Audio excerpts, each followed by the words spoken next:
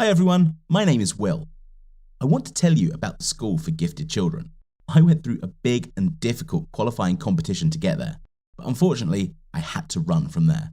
I want you to watch my story in case you know something about this school, but if you don't, I'll be the first to enlighten you. Likes from you, revelation from me, okay? I'll be happy if you write suggestions in the comments below. I promise to read each of them. So let's go. My mother told me from the very childhood that I was a gifted boy, and all because I was a great writer.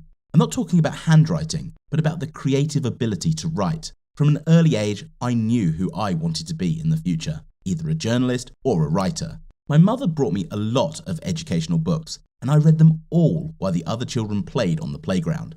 I had big goals for the future. And then one day, representatives of a gifted school came to our school. They were scouting children for themselves. This school was so latent that there was no information about it anywhere, even on the internet. It was maintained by major sponsors at the government level because educating the future geniuses of the country was always in priority. They announced a tough selection, said that we would have to pass a lot of tests on the mind, logic, and creativity. Studying at this school was so beneficial. It opened up so many roads to any college in the country, while providing 100% scholarship, payments in the form of benefits for single-parent families such as mine, as well as the maintenance of students. That is, we would not have to pay for anything. Rules in this school was we had to live, certainly do our homework, and visit home only once a month. My mother and I talked and we both agreed. I received a positive response from the commission. I'm really proud of you, son. Sorry Daddy's not here near with us. It's okay, Mum. I'm sure Daddy's looking down on us from heaven and he's proud of you. By me? You mean by you? No, it was you because you raised me. Thank you for believing in me. God gave me a wonderful son like you. Promise to call me when you have time, come home whenever you can, and don't worry about me. I love you very much. My mother and I said goodbye and I left. Along the way, I imagined how cool it would be at the new school. I was so excited while entering the gates of the new school. Why is there such a high fence? I asked myself. I and a group of several other students were met by our head teacher, who is also our commandant, Mrs. Bell. We called her Cerberus because, as it turned out, she was like a dog, and in appearance similar. Cerberus looked at us carefully and said, "Always be neat." The first thing she did was to take away all our devices, notebooks, phones, and other devices. Then they took away all our belongings and gave us a school uniform. Personally, it reminded me of the uniform of the prisoners, only grey. We had a tour around the building. Our rooms were located at the same floor where the main classes took place. Well, the first impression was confusing. I imagined a more rosy beginning. There I met Arthur. He was from another school. We were put together and we talked a little on the way to the room. Am I going to be the only one who is thinking that we are not going to be trained as future geniuses? More like future soldiers? That's right, it's worse here than in the army. Did you serve? No, and you? I was joking. Oh, sorry, I'm a little surprised. Cerberus's face explains everything. Ah, you mean the commander. That's for sure. Cerberus was walking ahead of us and heard our conversation. Silence! Talk only when I say it. No whispering. Is that clear? Strict discipline is half the success. So keep your mouth shut and follow me. Her voice made me shiver. We went into the room. There was nothing there but a bed and a wardrobe. We were given 30 minutes to pack up and go down to the meeting. We realized we couldn't be late, so we hurried. At the meeting, the headmistress spoke. She mentioned about the strict rules of behavior at the school. In total, there were 34 or 37 of them. For violation of the rules, a punishment. Our task was to get up early, wash, do exercises, go to classes, lunch, and then do homework, attend clubs, attend meetings, read books before going to bed, get vitamins, and go to bed. Since childhood, I do not like to take pills, especially unfamiliar ones. Therefore, on the first day before going to bed, when I was given the pills, I didn't take them. I asked what kind of pills they were. Immediately, the nurse said, "Rule violation." Out of nowhere came Cerberus and said to follow her. They locked me in a room. It looked like a punishment cell. I began to scream and resist, but they forced me into it. All that night, I sat alone on the floor in utter darkness. I shouted, but they wouldn't let me out. I was cold, I wanted to go to the toilet, but as it turned out, this was not the worst punishment. I was released in the morning, given 20 minutes to shower and get ready. We had breakfast and started our lessons. For each wrong answer, we received negative points. The more minuses, the more punishments. Speaking of punishments, Arthur and I heard that one boy had a huge 5-litre bottle tied to his back, and if he bent even an inch, he was beaten mercilessly. Someone else was not allowed to sleep for a day, and another was left without food. This school has become the epitome of horror, not an enviable prospect. One day, while cleaning the school territory, we got into a conversation with a high school student. He was bruised, trembling, and even afraid of his name.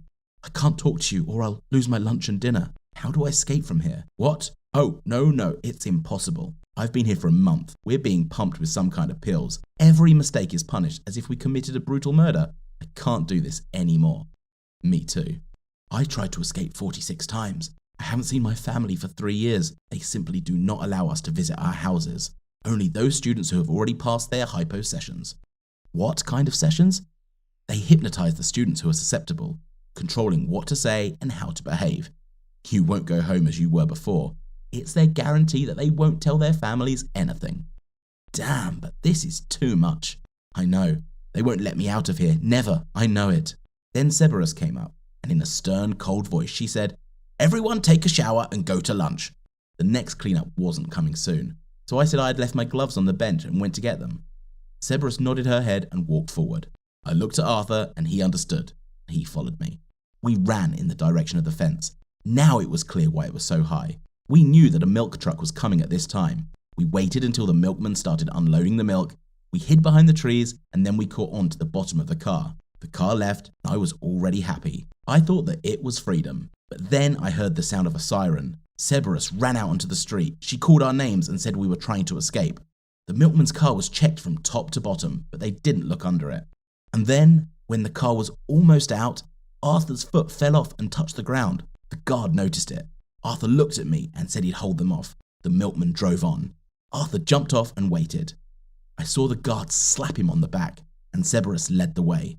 It wasn't life, it was hell. I managed to get home almost at the end of the day. I'd lost my shoes, was all dirty, tired, and hungry. I knocked on the door, and when my mother opened it, I fainted.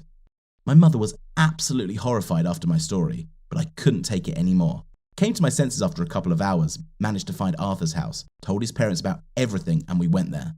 The police refused to participate. Apparently they had a command not to interfere. We gathered our families and went straight to the school. Cerberus opened the door. At the sight of me, she was surprised. Did not expect to see me. Arthur's mother was a lawyer, and she threatened to sue for child abuse. The guards tried to stop him, but Arthur's father was a military man and he had a gun. For a second, a fight broke out, and then there was a warning shot. The headmistress ran out to us. They started panicking. Cerberus was trying to calm us down, but then I heard screams from the punishment cell. It was Arthur. We opened the door and saw that he was sitting with his hands tied, covered in bruises. Arthur's father almost put a bullet in the headmistress's head. Arthur and I got out of there, and a minute later, the reporters came. We decided to defend our rights ourselves, since the police were by their side. I think you can imagine the scandal that has erupted since. We have literally broken an empire built over the years. My ideal school for the gifted was some kind of cult. We were drugged to think less and perform more, hypnotized and bullied like animals. This nightmare lasted just over a month, but some children lived there for years. They needed serious psychological support. Personally, I managed to recover from the shock only after a couple of months, but my mother says I still scream at nights while sleeping. But I'm glad it's all over. Tell me guys, have you ever met something like this? Hi everyone, I'm Charlie, and I have an unusual house. I bet you won't guess where I live or how, but I'll tell you right away that you have my home too. It's a lot cheaper than yours, but it's more cozy, and I'm comfortable there. Do you want to know what it is? Then watch on. Subscribe to the channel and share my story with your friends. I'll start the story. I'm an orphan with no parents. Oh no need for regrets. I just didn't see them. It so happened that I grew up in an orphanage, or rather, in a boarding school. I don't remember anything about them. At first, it seemed to me that all children live like me. I had no idea that there was a family, siblings, home, dog, cat, and so on. All I remember from my childhood is my boarding school. We had a large shared house. There was about 50 of us in total, sometimes less, sometimes more. When I was 8 years old, I started asking where some of the guys were going, because only yesterday we played with them, and then once they were gone. I've been told stories. I remember Rupert saying they were taken away for disobedience, given to the shops for meat, and I believed him for a long time, as I was afraid that I would not be chosen. Then I found out from my mother that this is not true. We call our nannies mothers. They are strict. If someone spilled food on the floor, or on themselves, they were immediately punished, forced to wash everything. We had a punishment room where we were taken one at a time for a long time. There were no chairs or tables. It was empty. Only a large rug lay on the floor. There we sat for several hours, without food, water, or a toilet. Since I grew up there, I understood what and how so I tried not to mess up, but sometimes it still didn't work out, and sometimes I was thoroughly framed. Rupert was the one who liked to offend the most, and we always fought together. I don't know why. We had a large kitchen where we went as a group, ate quickly, and went to sleep for an hour. After lunch, we usually did something either cleaning or preparing for the competition. Contests were organized by our mothers. They announced any holiday and gave tasks to those who did not compete or do not want to participate. They cleaned the rooms on the first or second floor every day, so everyone could participate. That's how I lived, and I thought it was all business as usual, until one day, two people came to us. They were adults, a woman and a man. I immediately liked the woman. She had unreal kind eyes. They came up to me and Rupert and began to ask about something. I was scared because I didn't know them, and Rupert ran up to them and chatted incessantly. They said, him, and took him with them, and we haven't seen him since. It was good for me. Now there's one less offender, so I thought, until one day I woke up to a wild yell and a scream from my mother. I was dragged out into the corridor in the middle of the night and taken to the punishment room. It turns out that someone threw all the food in the pantry and wrote my name on the wall with tomatoes. Moms all thought I did it. But it's so stupid. I tried to explain, but they didn't hear me, and they took me straight to the punishment room. As soon as I was thrown there, I saw a strange hole in the corner. I looked closely and noticed what kind of paper. There was a note. There's a key under the mat waiting for you outside at midnight.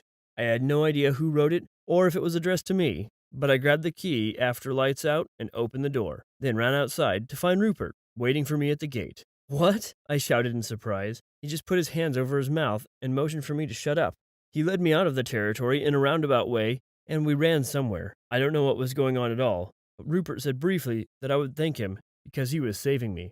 Tonight, all of us will be sent to another boarding school, such as for difficult teenagers. I heard the director talking. It's like a prison. We can't survive there, he shouted as we ran. I didn't ask any questions. I just ran after him. When we arrived, he said it was his new home. He opened the door to the basement and told me to live in the closet, temporarily, so that no one would kick me out. I should hide. I got into the closet. It was quite spacious. There was already a pillow, a blanket, and a makeshift toilet in the pantry, like a bucket. Roop brought me some food and said that he would come to me in the morning. I only got a couple hours of sleep. I still couldn't process the information. I was freaking shocked. I asked myself, why did he choose me out of all the guys? Why did he even decide to help? Then I heard a knock on the door, and Rupert opened the cupboard. He brought me more food and water to wash my face. While I was eating, he said that the foster parents were away on business, so he had a couple of hours to spend with me. He immediately answered my question. I'm helping you because I have no one else to help. I couldn't stand you, but you're the closest I've ever been to anyone else. As soon as I heard about the prison, I decided to get you out, he said.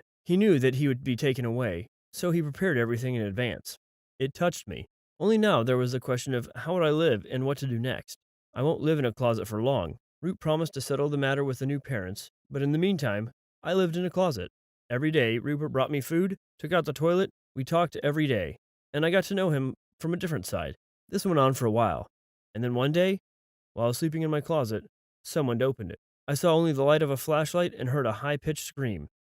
It was Rupert's new mother, and she started screaming for her husband's help, and I was so scared, I couldn't get a word out. Her husband came running a minute later, and Roop was with him. The woman grabbed the phone and was about to call the police when Rupert took the phone away and said, Mom, Dad, I'll explain everything. After a long conversation, they couldn't come himself, of course. They were unhappy at their adopted son had, unbeknownst to them, brought home and allowed to live secretly, but they appreciated the gesture, considering it worthy of respect, because he saved lives. I was allowed to go up to the house for a swim and a proper meal. I was given a place in Rupert's room, and now could sleep freely instead of crouching down 4 times. I didn't know that there were conditions much cooler than in a boarding school, that there are people kinder and food tastier than there. After hearing this, Roop's parents decided not to leave the case. They immediately went to the police and mixed up the press. It turned out not in vain. The children who remained there after us were illegally taken out of the building in bulk and sent to the colony, and the building itself was leased to some people for a lot of money. Of course, this was all a fraud, so the director was arrested while receiving the money. As for me, I was left in Rupert's family, so we're brothers now.